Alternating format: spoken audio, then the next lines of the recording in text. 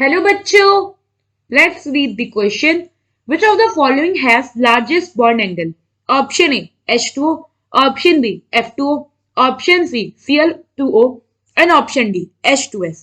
So, question में हमसे क्या कह रहा है कि इनमें से सबसे ज्यादा बॉन्ड एंगल किस में होगा?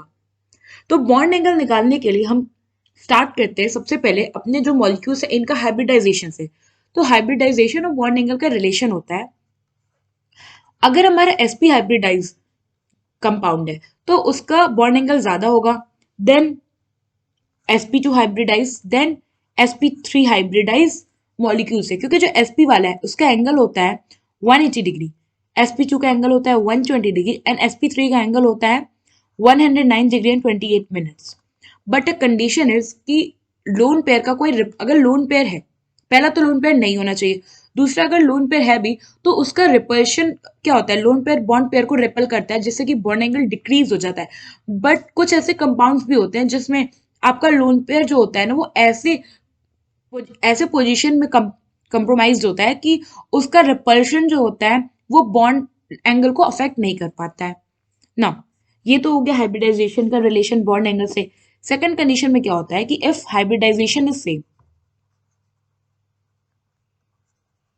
मान लीजिए हमारे जो मॉलिक्यूल गिवन है इनका हाइब्रिडाइजेशन सेम है, तो उस केस में जो बॉन्ड एंगल होता है, सो यहाँ पे बॉन्ड एंगल, उस केस में जो बॉन्ड एंगल होता है वो डिपेंड करता है कितने नंबर ऑफ लोन पेयर है सेंट्रल एटम पे। If hybridisation same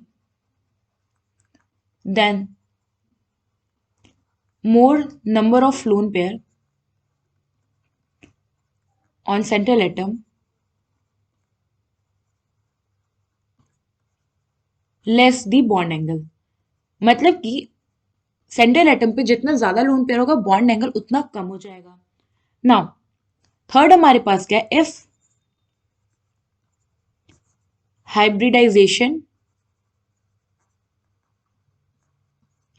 and bond angle both are same.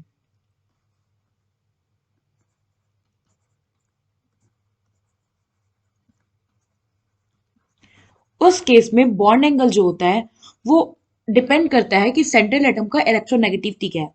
So central atom जितना ज्यादा इलेक्ट्रोनेगेटिव होगा बॉन्ड एंगल उतना ज्यादा होगा। इट मीन्स कि डायरेक्ट रिलेशन शो करता है। So bond angle is directly proportional to electronegativity of central atom. And fourth हमारा कॉन्सेप्ट है कि अगर ये चारों सेम हो, यानी कि हाइब्रिडाइजेशन, यहाँ पे होगा हमारा हाइब्रिडाइजेशन, अगर हमारा hybridisation number of lone pair or electronegativity of central atom, if above all three are same, उस केस में जो बॉन्ड एंगल होता है वो रिलेशन डिपेंड करता है कि जो हमारा सराउंडिंग एटम है उसकी इलेक्ट्रोनेगेटिविटी कैसी है, और ये सराउंडिंग एटम के इलेक्ट्रोनेगेटिविटी के साथ इनवर्स रिलेशन शो करता है। इलेक्ट्रोनेगेटिविटी ऑफ सराउंडिंग एटम, मतलब कि अगर सराउंडिंग एटम का इलेक्ट्रोनेगेटिविटी ज्यादा होगा तो उसका बॉन्ड एंगल कम हो जाएगा ना। अब हम क्या करते हैं, एक एक करके हमारे जो कंपाउंड है इनका हाइब्रिडाइजेशन देखते हैं। तो एक चीज अगर आप नोटिस करो तो ये जो हमारा ऑप्शन ए, बी और सी, तीनों में सेंट्रल एटम क्या है, ऑक्सीजन, और जो हमारा फोर्थ है उसमें सेंट्रल एटम है sulphur. So both oxygen and sulphur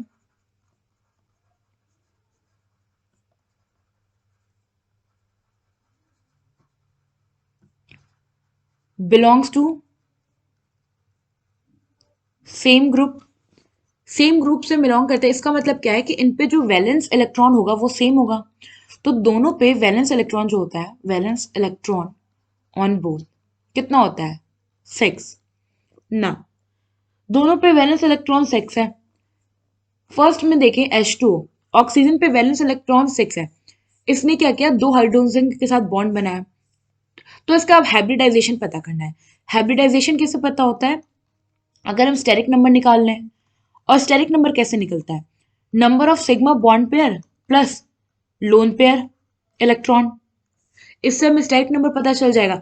अब H2 के केस में स्टेरिक नंबर क्या होगा, तो यहाँ पे जो हमारा स्टेरिक नंबर है, ऑक्सीजन पे बॉन्ड पेयर कितना है 2 और लोन पेयर कितना बचा 6 - 2 विच इज 4 और लोन पेयर के टर्म्स में कह रहे हैं तो 2 लोन पेयर हो गया, 2 bond pair, 2 lone pair, steric number आ गया 4। सो इसका हाइब्रिडाइजेशन हो गया sp3। ना सेकेंड है हमारा F2। F2 के केस में भी स्टेरिक नंबर हमारा क्या होगा, 4 होगा। क्यों? क्योंकि फ्लोरीन के साथ इसने क्या किया है, 2 बॉन्ड बनाया, 2 बॉन्ड पेयर है, 2 लोन पेयर बचा, स्टेरिक नंबर आ गया 4, हाइब्रिडाइजेशन हो गया अपना sp3। नाउ थर्ड है हमारे पास Cl2O। फिर से क्या है, ऑक्सीजन ही सेंट्रल एटम में 2 बॉन्ड बना रहा है, तो 2 बॉन्ड पेयर हो गया, 2 लोन पेयर हो गया, स्टेरिक नंबर हो गया 4 और हाइब्रिडाइजेशन हो गया sp3। एंड फोर्थ क्या है हमारे पास H2S। सल्फर पे भी वैलेंस इलेक्ट्रॉन कितना है, 6। 6 में से इसने 2 बॉन्ड पेयर बनाया, तो कितना लोन पेयर बचा, 2 लोन पेयर हुआ। तो यहाँ पे क्या है, 2 bond pair, 2 lone pair, steric number आ गया 4 और हाइब्रिडाइजेशन हो गया sp3। ना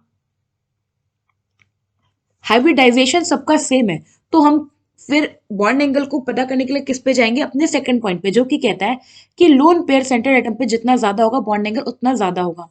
तो अगर यहाँ देखो तो यहाँ पे हाइब्रिडाइजेशन सबका सेम है, sp3 sp3 sp3 as well as lone pair, 2 lone pair 2 lone pair 2 lone pair 2 lone pair, lone pair भी सेम है। तो पॉइंट फर्स्ट पॉइंट सेकंड ये तो हमें कोई हेल्प नहीं किया बॉन्ड एंगल फाइंड करने में। अब हम देखते हैं थर्ड पॉइंट। थर्ड पॉइंट क्या कहता है कि हाइब्रिडाइजेशन और बॉन्ड एंगल सेम है, तो बॉन्ड एंगल डिपेंड करेगा सेंट्रल एटम के इलेक्ट्रोनेगेटिविटी पे, और सेंट्रल एटम जितना ज्यादा इलेक्ट्रोनेगेटिव होगा बॉन्ड एंगल उतना ज्यादा होगा। तो यहाँ पे हमारे पास सेंट्रल एटम है ऑक्सीजन और सल्फर। ग्रुप 16 के इलेक्ट्रोनेगेटिविटी की बात करें तो down the group electronegativity decrease होता है। It means oxygen is more electronegative than sulphur. So यहाँ से हमें ये पता चल गया कि H2S का जो होगा सबसे लीस्ट बॉन्ड एंगल होगा, तो लीस्ट बॉन्ड एंगल। अब हमारे पास क्या बचा, अब हमारे पास बचा है H2O, F2O और Cl2O।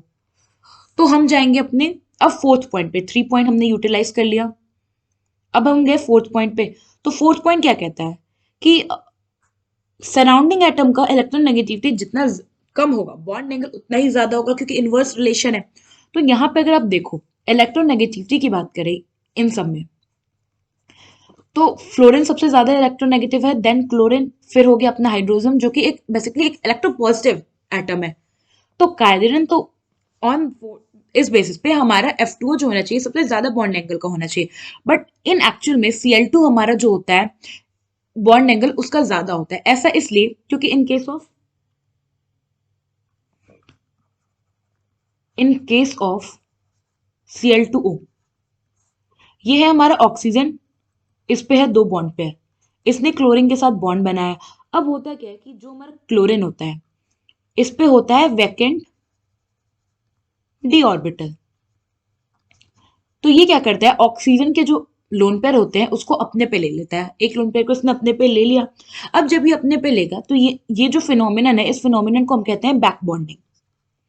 सो होता क्या है कि जो हमारा Cl2O है इसमें बैक बॉन्डिंग हो जाती है, तो अब ये स्ट्रक्चर कुछ ऐसा हो जाता है, ऑक्सीजन इस पे एक सेंट्रल एटम, यहाँ पे क्लोरीन और यहाँ पे क्लोरीन, जिससे कि क्या होता है अब ये बॉन्ड एंगल इंक्रीज हो जाएगा। पहले क्या था, 2 बॉन्ड पेयर, दो दो हमारे लोन पेयर थे, तो आपस में भी इनमें रिपल्शन हो रहा था, फिर ये बॉन्ड पेयर को भी रिपल कर रहे थे। बट क्योंकि अब एक ही लोन पेयर बचा तो यहाँ पे जो रिपल्शन होगा वो कम हो जाएगा, जिससे कि जो OCl2 है इसका बॉन्ड एंगल OF2 से ज्यादा हो जाता है। तो यहाँ पे क्या हो जाएगा, ये डबल बॉन्ड फॉर्म हो जाएगा, और बेसिकली ये क्या होता है, रेजोनेंस स्ट्रक्चर होता है एक तरह से। नाउ हमें ये तो पता चल गया कि इन सब में Cl2 का क्या है, मैक्सिमम है। इन तीनों में Cl2 क्या है, हमारा सबसे ज्यादा है। तो अब हमारे पास बचा H2 और F2। तो H2 और F2 में हम यूज करेंगे अपना 0.4। सो एज पर 0.4 फ्लोरीन ज्यादा इलेक्ट्रोनेगेटिव है, इसलिए इसका जो बॉन्ड एंगल होगा वो H2O से कम हो जाएगा। तो अब फाइनली जो हमारा बॉन्ड एंगल का ऑर्डर आएगा वो कुछ ऐसा होगा कि OCl2 का सबसे ज्यादा होगा, उसके बाद होगा OF2 का, उसके बाद होगा OH2 का, और जो सबसे लीस्ट बॉन्ड एंगल वाला होगा वो होगा हमारा H2S।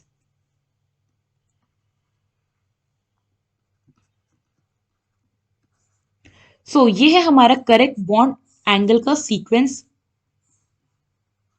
हमसे क्या पूछा था, इनमें से सबसे ज्यादा बॉन्ड एंगल किसका होगा, तो हमने देखा कि कैसे OCl2 का जो बॉन्ड एंगल होगा वो सबसे ज्यादा होगा। सो यहाँ पे हमारा ऑप्शन सी जो है वो करेक्ट ऑप्शन है। आई होप आपको एक क्वेश्चन समझ में आया होगा। Thank you.